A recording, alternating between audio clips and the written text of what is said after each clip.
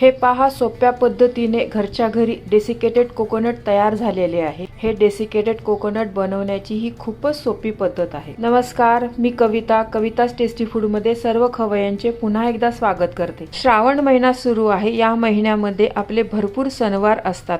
सर्वात आधी नारळी पौर्णिमा, त्यासोबत लागोपाठ गणेश चतुर्थी येत आहे।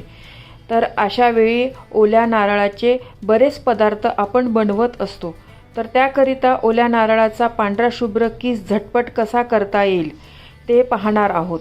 पण नारळ फोडण्यापासून त्याचा चव करेपर्यंत किंवा किसून घेईपर्यंत तसा बराच वेळ लागतो। त्यात सर्वात अवघड गोष्ट म्हणजे नारळापासून कवच कसं काढायचं। तर आपण पाहूया सोप्या पद्धतीने नारळापासून कवच कसं काढायचं आणि त्यासोबत कोणतेही मशीनचा वापर न करता खोबरं कसं खवायचं किंवा त्याचा चव कसा करायचा आणि त्या नारळाच्या चवापासून सोप्या पद्धतीने डेसिकेटेड कोकोनट कसं करायचं ते आज आपण पाहणार आहोत। रेसिपी नेहमीप्रमाणे भरपूर टिप्ससह तुमच्याबरोबर शेअर केलेली आहे। चला तर रेसिपीला सुरुवात करूया। चॅनलला अजून सबस्क्राइब केले नसेल तर जरूर सबस्क्राइब करा, ते निशुल्क आहे। साठी बघा, मी तर नारळ घेतलेले आहे। नारळ घेताना ना चांगला फ्रेश नारळ घ्या आणि असा व्यवस्थित हलवून घ्या। भरपूर असा व्यवस्थित पाणीवाला नारळ घ्या तुम्ही। ही नारळाची शेंडी आहे ना, ही आपण आता काढून घेऊया। देवाला फोडताना ही शेंडी आपण तशीच ठेवतो आणि मग नारळ फोडतो।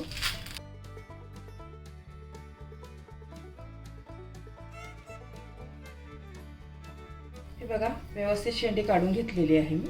नारळाची शेंडी काढून घेतल्यावर बघा, असे 3 आपल्याला ना नारळाला डोळे दिसतात बघा। त्यातले ना 2 डोळे आहे ना ते कडक असतात आणि एक डोळा असतो ना हा मऊ असतो। याला असा नखाने पण हे केलं ना तरी निघतं बघा। याच्यामधले ना आपण चाकू किंवा स्क्रूड्रायव्हर घातला ना ते इझिली पाणी निघतं बघा। चाकूने ना घातलं तर व्यवस्थित असं होल पडतं बघा त्याला। या होलमधनं ना आपण सर्व पाणी काढून घेऊया। आता पाणी काढताना ह्याच्यामध्ये जरासा कचरा पण येतोय, नंतर हे पाणी ना आपण गाळून घेऊया। पूर्ण पाणी आहे ना व्यवस्थित असं काढून घेऊया। असं पाणी काढलं ना तर पाणी आपलं वाया पण जात नाही आणि डायरेक्ट असं फोडलं तर त्यातलं अर्ध पाणी नेहमीच आपलं वाया जातं। नारळातलं सर्व पाणी काढून घेतलेलं आहे बघा। छान अर्धी वाटी पाणी निघालेलं आहे। हे पाणी तुम्ही प्यायला पण वापरू शकतात किंवा केसांना पण लावलं ना तर केसांची पण वाढ छान होते या पाण्याने। नारळाला बघा अशा ह्या 3 रेषा असतात बघा। ह्या ही एक आहे बघा, ही एक आहे इकडे आणि ही एक आहे। याच्यावर ना असं व्यवस्थित मारलं ना तर नारळ आहे ना छान मधनं व्यवस्थित फुटतो हा नारळ। या नारळाला आहे ना मधनं अशी एक पाण्याने रेष करून घ्या तुम्ही लागलंच तर, म्हणजे तिथंच मार द्यायचा आपल्याला, म्हणजे ह्या नारळाचे ना 2 भाग व्यवस्थित होईल।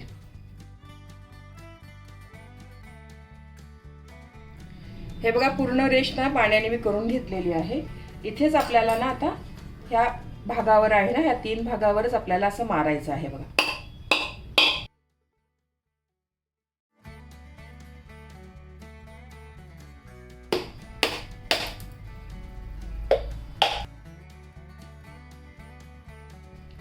हे बघा, त्या भागावरच व्यवस्थित मारलं ना नारळाचे छान व्यवस्थित 2 पीस झालेले आहे, एकसारखे झालेले आहे।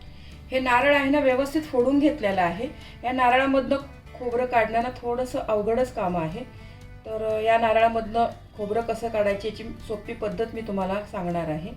हा नारळ आहे ना एका चाळणीमध्ये असा ठेवा तुम्ही। एका पातेल्यामध्ये पाणी गरम करायला ठेवलेलं आहे बघा मी।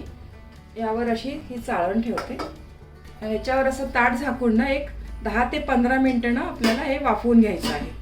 तुमच्याकडे जर स्टीमर असेल ना तर त्याचा वापर केला तरीही चालेल। स्टीमरमध्ये पण हे खोबरं आहे ना छान वाफवून होतं। स्टीमर नसेल तर असं हे पारंपरिक पद्धतीने पातेल्यामध्ये केलं तरी चालेल। 15 मिनिट झालेले आहे। गॅस मी आता बंद करते। हे नारळ छान वाफवले आहे बघा। हा नारळ आहे ना पूर्ण गार करून घेऊया। हा नारळ बघा पूर्ण गार झालेला आहे।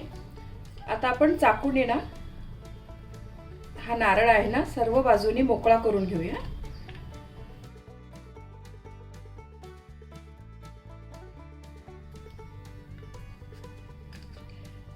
हा बघा, सर्व बाजूनी ना नारळ छान वेगळा झालेला आहे बघा, मोकळा आणि पटकन निघालेला आहे बघा। काही सुद्धा त्रास झालेला नाही नारळ काढताना। याच पद्धतीने आपण नारळ काढून घेऊया। सोपी पद्धत आहे बघा।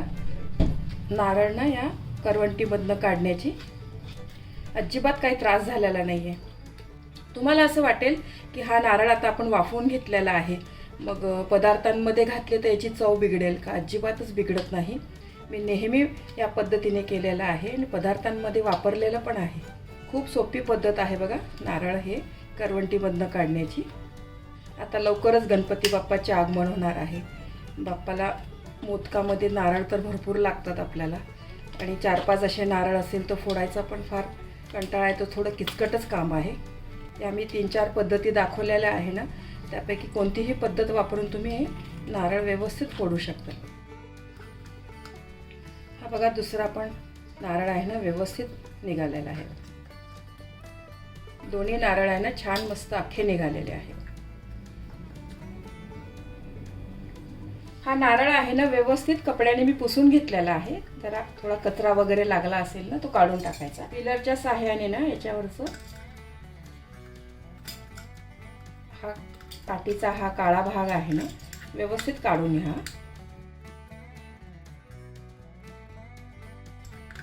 तुम्ही हा भाग आहे ना चाकूने पण काढू शकता, चाकूने पण चांगला निघतो.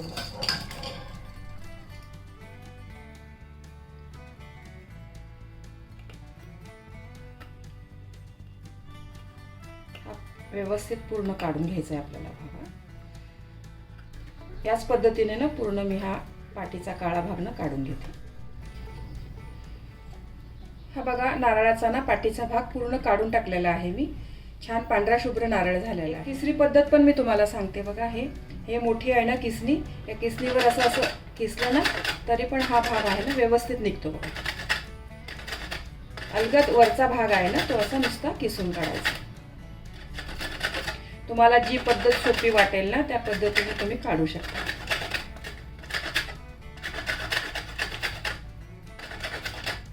हे बघा नारळाचा खालचा भाग आहे ना व्यवस्थित मी काढून घेतलेला आहे.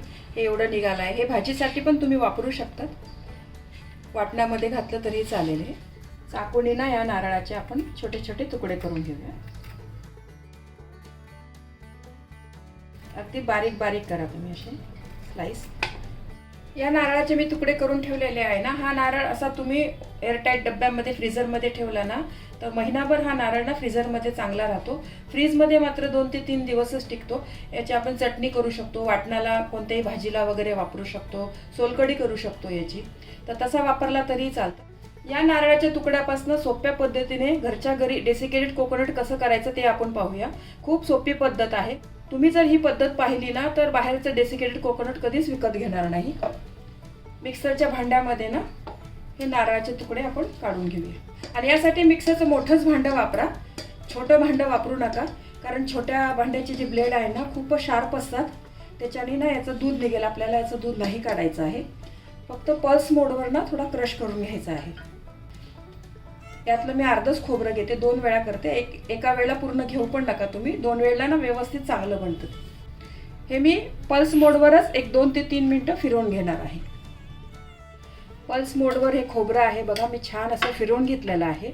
अगदी आपण खोबरं खाऊन घेतो ना तसंच खोबरं झालेलं आहे बघा. एकदम असा बारीक चुरा पण नाही झालेला आहे.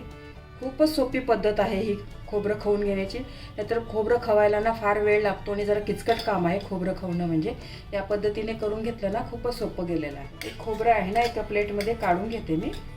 खूप छान खवल्यासारखंच झालेलं आहे. हे पहा जवळनं दाखवते मी तुम्हाला. खवलेल्या खोबऱ्यासारखंच झालेलं आहे बघा. याच पद्धतीने बाकीचं राहिलेलं पण मिक्सरमध्ये फिरवून घेते. हे पहा दुसरं पण झालं आहे आपलं. हा एका नारळापासून ना इतका चव निघालेला आहे नारळाचा, भरपूर निघाला आहे चांगला. हा चव आहे ना तुम्ही फ्रीजमध्ये एअरटाईटच्या डब्यात ठेवला ना तर 3 ते 4 दिवस चांगला राहतो, खराब होत नाही. मात्र फ्रीजरमध्ये ठेवला ना तर मग 1-1.5 महिना चांगला राहतो. आपल्याला कोणताही पदार्थ करायचा असेल ना तर पटकन घेऊन आपण करू शकतो आयत्या वेळेला. आणि हा चव आहे तुम्ही झिपलॉकच्या बॅगमध्ये, छोटे छोटे जे झिपलॉकचे बॅग असतात ना छोटे, तर त्याच्यामध्ये एक अर्धी वाटी ठेवला ना तर जेव्हाही आपल्याला कशाला लागेल, पोह्यावर घालायला किंवा पदार्थांमध्ये कोणत्याही वापरायला तर बरा पडतो. तसाही केलं तरी चालेल तुम्ही, किंवा एकाच एअरटाईटच्या डब्यात ठेवला तरी चालेल.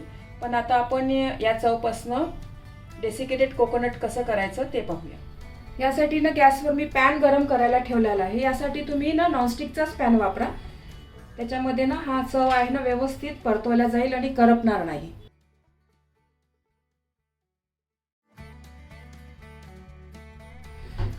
हा चव आहे ना आपल्याला बारीक गॅसवरच हा हलवून घ्यायचा आहे, परतवायचा आहे. याच्यातलं जे दूध आहे ना ते आपल्याला व्यवस्थित सर्व आटवून घ्यायचं आहे. अजिबात मोठा गॅस करायचा नाही, नाहीतर खोबरं भाजल्यासारखं होईल, आपलं डेसिकेटेड कोकोनट दिसणार नाही. मग याची काळजी ना जरूर घ्या तुम्ही.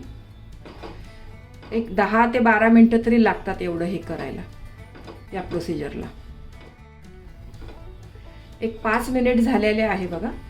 थोडंसं हे खोबरं आहे ना कोरडं झालेलं आहे आधीपेक्षा.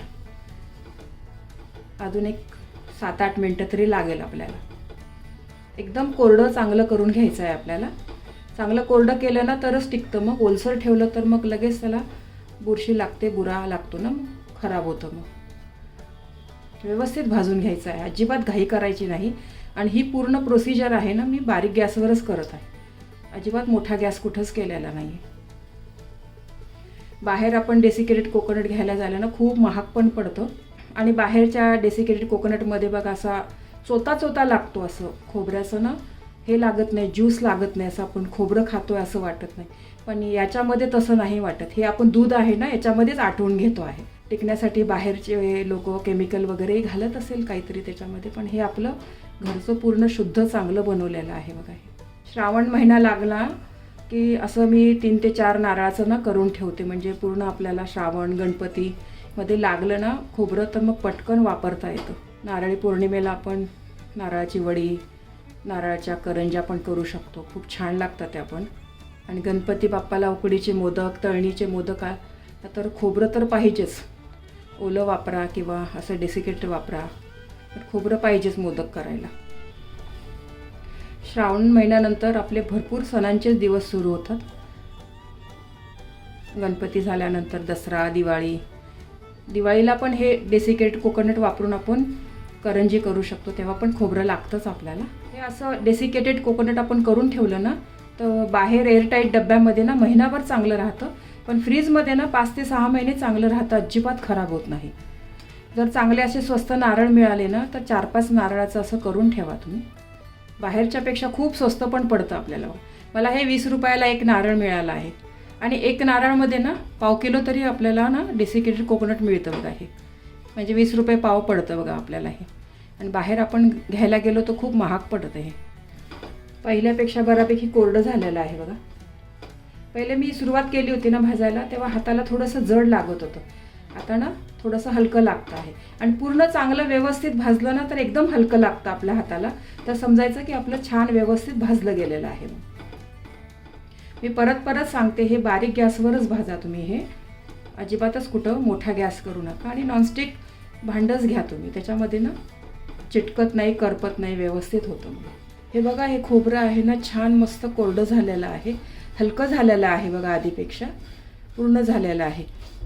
हे एवढं करायला मला 15 मिनिट लागलेले आहे. आता मी गॅस बंद करते, पण पॅन आपला चांगला गरमच आहे, त्याच्यामध्ये 1-2 मिनटं ना असं हलवत राहते. हे डेसिकेटेड कोकोनट बघा छान मस्त कोरडं झालेलं आहे, अगदी बाहेरच्या सारखंच झालेलं आहे. आणि असं कोरडं होईपर्यंत चांगलं व्यवस्थित भाजून घ्या, तरच मग हे खोबरं आहे ना आपलं फ्रीजच्या बाहेर पण महिनाभर टिकेल. आणि फ्रीजमध्ये ठेवलं ना तर हे 4-5 महिने चांगलं राहतं, अजिबात खराब होत नाही. एखाद्या एअरटाईट डब्यामध्ये ठेवून द्यायचं. हे डेसिकेटेड कोकोनट करण्याची पद्धत तुम्हाला कशी वाटली हे कमेंट्सद्वारे जरूर कळवा. तुम्हाला ही रेसिपी आवडली असेल तर व्हिडिओला लाईक करा, कमेंट्स करा. तुमच्या कमेंट्स वाचायला मला फार आवडतात.